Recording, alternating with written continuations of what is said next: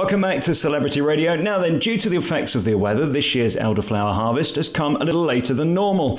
This week marks the real start of the harvest, with elderflowers finally exploding, which means it's time for Ian Cummings to start coming up with some marvellous creations in the kitchen, and of course for us to think about the bees, which are the backbone of humanity from what I understand. We wouldn't be here without them. They play an important part, so to find out more, both from the cooking with the Great British Bake Off's Ian Cumming and with the Beekeepers Association, Jane Moseley. How are you both? Very well, thank you. Okay, thanks. Good. Let's talk about firstly why we're on then. The bees are really important. That's it, fact. Is that the case, Jane? The bees are, I couldn't agree with you more. It is bang on. They are vital to the food that we eat, to the wildlife that rely on the berries and the seeds and the nuts on which to feed them. So, yeah, bees are vitally important to all of us. When we look at our existence, why are they so important then? Why are they the backbone of everything? Well, if you think about, this is the summer, so we'll be talking about strawberries, we'll be looking at lovely raspberries, if we want carrots, if we want any of these foods that we eat and we rely on, they produce seed. And the way that they produce seed is either through a fruit or through the flower, to becoming a nut, once it's fertilised. And that is the way that they procreate. They disperse their seeds. So a strawberry is packed full of little seeds. When a bird or a mouse or whoever eats that seed, it then disperses the seed so the plant can procreate, and we can just go through the whole cycle again. If we don't have the pollination, we don't end up with the fruits, which means that we don't ultimately end up with new plants. There are wind-pollinated plants, and a lot of trees are wind-pollinated, but a lot of them rely on pollination. And without that pollination, they can't survive. So if you don't have your trees, you don't have the carbon removed from the atmosphere and going back into the tree, which then goes back into the ground. They don't produce the leaves, which then fall to the ground and then get taken in by the worms to enrich the soil. And it's the same with the petals from the flowers. Once they've been fertilised and they fall away, they go into the soil and they re-nourish the soil. And if you don't have the bees doing that pollination, it has an impact on the whole cycle of our natural world. So they are vital. We do take them for granted, and there are 240 different types of bee in this country. The bumblebees, the solitary bees, and of course the honeybees. And the honeybees are, if we plant for honeybees, we're supporting everything else because they have the longest foraging period. They require food from February right the way through to October. And if we ensure that they have the food, everybody else is sustained, and that includes our birds, our wasps, our hornets, our hoverflies, various other insects that are out there like little pollen beetles and all the rest of it, all require pollen and nectar to be able to survive, and feed off those little hosts that drain our plants like the aphid.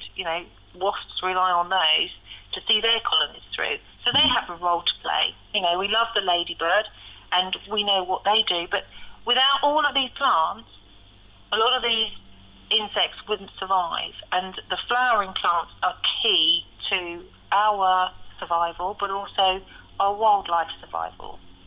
I'm very glad somebody told you this programme's classy, by the way, and calling it dispersing and not pooing. That was very, very nice of you. I like that. Very nice. And then, of course, we go on to the food side of it, Ian, and we have to ask the question, what type of bees produce milk? Produce milk? Boobies. Boobies. It's been a long morning. The kids will like that one later. I don't get out much. I found it in a cracker in 1974. When we look at the elderflower, it doesn't seem like a raspberry or a strawberry or something we immediately think of as delicious. Sell this to me, why the elderberry is sexy. Oh, the elderberry. Now, the elderberry I haven't had a lot of luck with cooking, but with the elderflowers I have had a lot of success with. The elderberry, I did make a weird sauce called a Pontac sauce, which is an ancient recipe, and it was okay. I wouldn't bother going there. Elderflowers I do every year, and they're fantastic. I mean, if you ever smelt an elderflower, or you smell the elderflower cordial, it's just got this gorgeous sort of perfume kind of scent to it, which just sort of smacks of summer, really. So you put some of that. Well, if you want to do more than just put it in, use the cordial a nice drink, then yeah, put it in icing, put it in cake, and it tastes delicious. Are we okay to go around and steal this? Because I can see a Daily Mail headline, we encourage people to go and make elderflower sauce, and then the next minute 3 people are arrested in Chichester and I end up on the front of the papers. Trust me, I wouldn't want to get anyone in the Daily Mail for any reason whatsoever. I've been there and it's not nice. No. No, I mean, elderflower just grows absolutely everywhere. I mean, it's, you know, I think even Bieber would say it's a weed. It grows in any scrubland. In fact, they have a problem where it doesn't grow in the land where they want it to. It just grows where it wants to grow, and so it's here, there, and everywhere. It's a bit like Katie Price, really. You can't get rid of it this time of year, can you? Let's talk about you and the Great British Bake Off, because that was such a phenomenal time for you in your career. But it was amazing to me that people became obsessed with you and your lifestyle. There is a double standard, isn't there, at the minute, that women seem to want the jobs everywhere and they get them, and that's fine, and of course rightly so. But the minute a guy decides to go in a kitchen, he's a bit peculiar. Yeah, and oh Jesus, yeah, the whole sort of, I have to say, over-analysis of who we were and what we did was something that, you know, they'd warned us there'd be a bit of power, but certainly I was not ready for that at all. And it was like, you know, I think it was an easy label to say that I was a house husband. It's like, okay, so I work from home, but then I thought, you know what, there are worse things to be called in the world. Let's just roll with it. I'll be a figurehead for house husbands of the UK. Here I am. Yeah. And so, yeah, you know. And it's also interesting, I just spent 5 weeks in Vegas, and you look down the strip of the leading chefs and there isn't one female leading chef on that strip. I mean, cooking has always been associated with men as much as women, just in different places.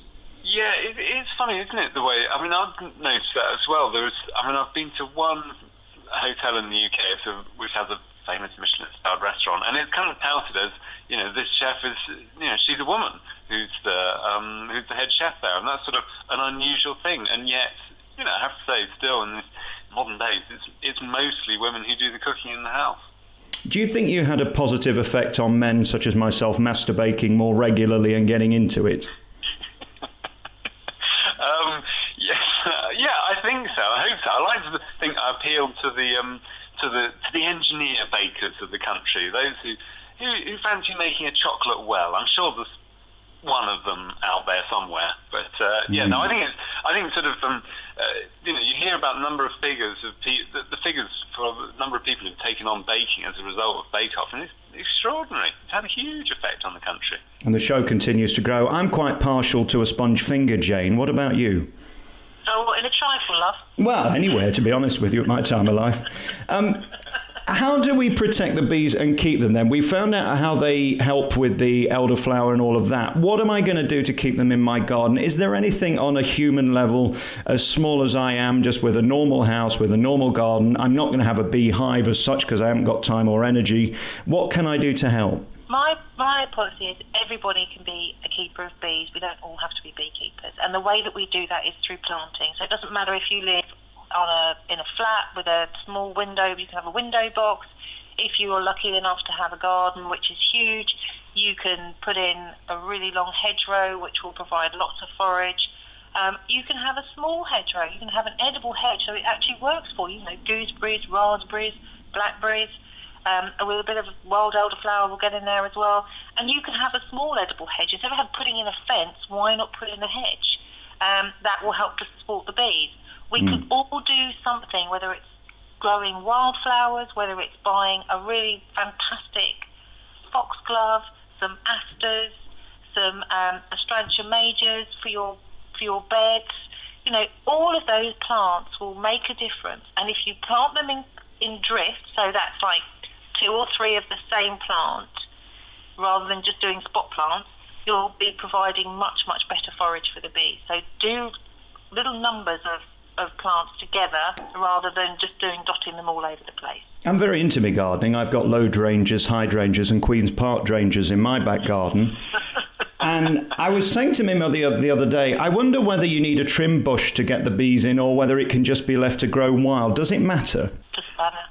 In fact, if you let it grow wild, you probably get more flowers than if you keep on trimming it. I said that to her. She disagreed, but then again, she's of a different generation. Do you know what I'm saying? Strange, isn't it, really? Ian, back to the cooking with the elderflower then. What's the best thing we can do? Is there anything easy right now? Can we just stick some sugar in it and make a nice juice? What's the best thing to do? Yeah. I mean, basically you just need some water, sugar, bit of lemon juice, lemon zest, and a little bit of citric acid, which something you can buy at the local chemist. And and then off you go. Yeah, otherwise, if you can't be bothered, then good old Beaver, they make a lovely elderflower cordial. And, I've heard that.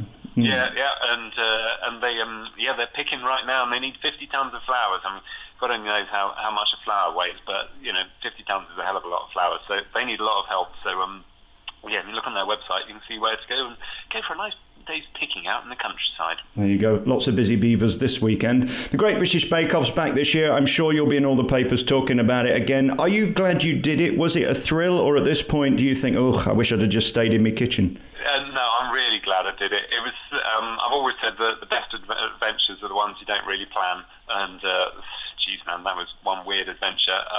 It wasn't always easy, but no, I'm really glad I did it. Well, I think you came across with great humility and great fun as well, and it's no wonder you did so well. You're certainly talented at that. And James Moseley as well. If people want to find out more about how to keep bees in the garden from the Beekeepers Association, where do they go? www.friendsofthehoneybee.com. Great. Thanks for talking both. Really enjoyed it. Great, thank you. Take care. Bye-bye. Bye.